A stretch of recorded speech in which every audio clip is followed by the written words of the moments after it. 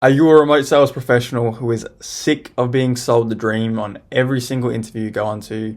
You're being told you can make $10,000 per month, and then you get on the offer and you realize you have 2 book calls a day, 5, 6 leads are coming in, and there is no logistical pathway for you to actually make the money you want to make and the money you were told you'd be able to make. And then once you realize this, you then speak to the offer owners and you're told, just wait, we're sorting out marketing, we're sorting out the ads, we're sorting out the funnel, we're sorting out the show rate, and then just do some outbound and just self-generate some leads.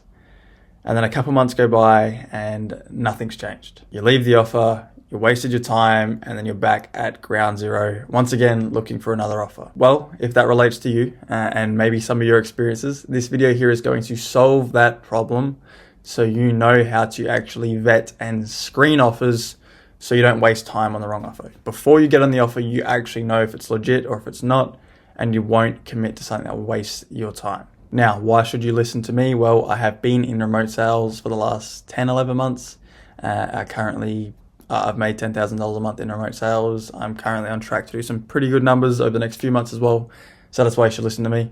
With remote sales, in an interview, when you're actually interviewing for a company to go and work for them, you are interviewing them as much as they are interviewing you. Now, with an interview, the first part of the interview, it's generally going to be the company or the offer owner or the sales manager interviewing you, asking you questions, making sure you're a fit for them.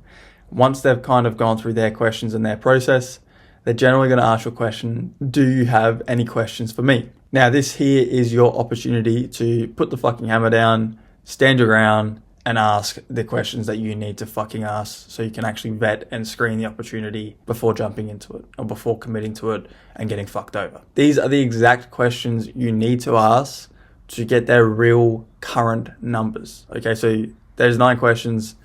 If you get these 9 numbers, you can know if the current stats that they're telling you are legit, and you can pretty much work out the on-target earnings off the back of it. Okay, so number 1, what channels do they advertise on? What that means is, do they advertise on Facebook and Meta? Do they advertise on YouTube? Do they have Google ads running? Do they have TikTok ads? Do they have CapCut ads? I don't even know what else there is out there. Do they get traffic from radio? Do they get traffic from TV? Obviously, the typical offers in the online space is just YouTube, Google ads, and Meta, and then sometimes TikTok as well. So understand how many channels they have. And then the second question is ad spend allocated to each channel. So ad spend allocated to each channel, how much are they spending in ad spend per day or per week or per month to each channel? So do they spend $10,000 per month on YouTube ads? Do they spend $10,000 a day on Meta? Do they spend $10,000 a day on Google ads? Work out how much they are actually allocating to each channel and ad spend. And then the third question is, what is your cost per lead? So how much does it cost for someone to put their name, number, and email down from those marketing channels? Number 4 is their cost per booking. Now, this is pretty much how much does it cost them to book in a sales call straight from an ad or straight from like that channel, I guess. So yeah, from an ad or from that funnel. And then number 5, currently how many sets are coming in per day from setters. Okay, so there would be a setting team that's on the offer. If you're a closer, this is a good question to ask so you know how many bookings you're actually going to have. But yeah, how many sets are the setters setting every single day? And then question number 6 is the current show rate for bookings from ads. So don't worry about setters right now. You have an ad, the funnel, and then the booking. What is the show rate for that? So you know if you have 10 calls, how many are actually going to show up? Is it 5? Is it 6? Is it 7? Is it 3, 4? Then you work out the show rate from setters. Show rate from setters should typically be higher. Now, that there will pretty much, with those 7 questions, pretty much explains how many calls you're going to be having per day and how many are going to be live and actually show up. So if you have the number of calls getting booked in per day through the cost per booking, because you know the amount of ad spend. So let's say it's $1,000 ad spend per day and it costs $200 to book a call. That would be 5 calls booked per day on average. Let's say their show rate is...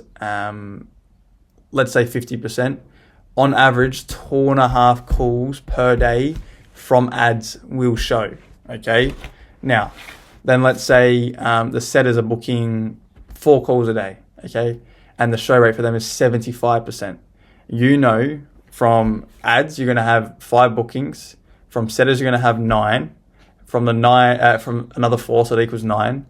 Out of the 9, 2.5 of them will show from the ads, and then 3 of them with a 75% show rate from the setters will show from the setters. So you may take on average 5.5 calls per day and have 9 calls booked in.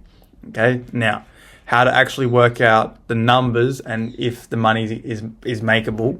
The next question you want to ask, number 8, is the close rate on all live calls. So what is the current close rate from the current sales team on those calls? So if they got 5.5 calls and they were closing at 30%, which is pretty standard. Right now I'm closing at 60, but we don't worry about that. 35% of 5 book calls, I have no fucking clue what that is. That would equal like 1.5, I believe. 5 divided by 1, 5 times by 35.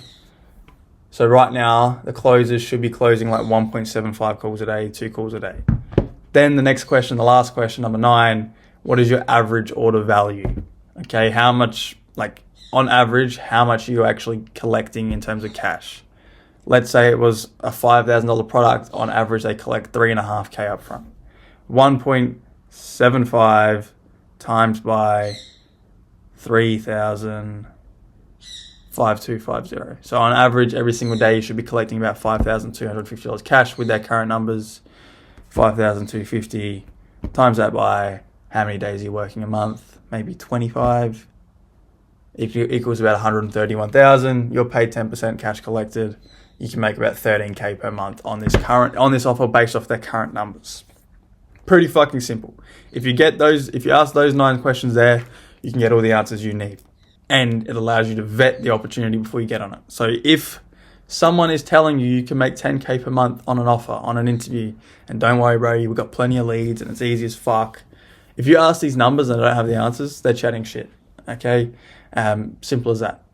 If like a dialed in business and dialed in sales or marketing process has these numbers and they know their numbers and they should know their numbers, if they can't give you their numbers to this, they're hiding something because they're lying, or the business isn't dialed in. You should probably look elsewhere. Okay, so they're the questions you should ask to get the current numbers and actually vet and actually screen, so you can actually commit to an offer that is worth your time and you're not being given the runaround like many offer owners love to do to remote sales reps. Okay, now on top of that, there are also extra questions you can ask. These are additional. You don't need to ask them to vet, but it gives you an indicator of like future performance.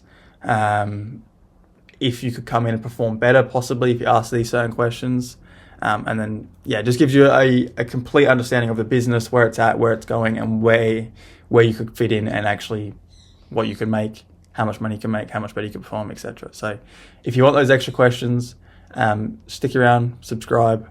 I have something that I'm building out right now, which is going to help people with those extra questions, with vetting offers, with having success in remote sales. And if you want to learn how to do that, subscribe, stick around, and maybe soon you can have access to that. If you've enjoyed this video, if you've gotten value from this and you feel like now, if you get an interview, you're not going to get given the runaround and you're not going to get the piss taken out of you, like the video, share it with a friend who maybe needs some help in this regard, and I will see you in the next video.